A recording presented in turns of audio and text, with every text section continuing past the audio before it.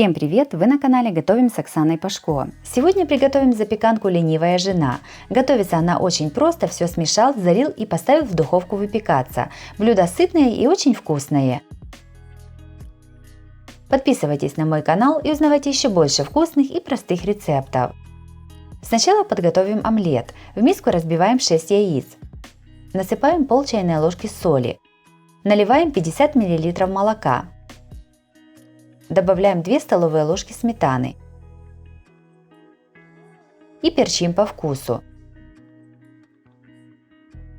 Все хорошо перемешиваем венчиком до однородности, взбивать не нужно.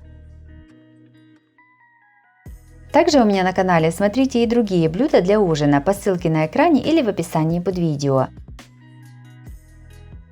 Небольшой пучок укропа мелко нарезаем ножом. Измельченный укроп кладем в подготовленные яйца и перемешиваем. Дно и бока формы, в которой будем запекать, смазываем сливочным маслом. Размер моей формы 25 на 11 см. В форму кладем 200 грамм замороженных пельменей. Я использую домашние, но также можно взять и магазинные. Сразу же пельмени заливаем приготовленной яичной массой.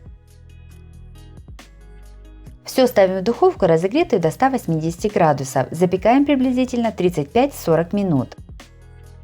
Омлет должен полностью запечься и стать пышным. Испеченное горячее блюдо сразу же подаем на стол. Запеканка «Ленивая жена» получилась очень вкусной и сытной. Готовится она настолько просто, что приготовить ее сможет каждый. Обязательно приготовьте такую запеканку, удивите своих родных и близких.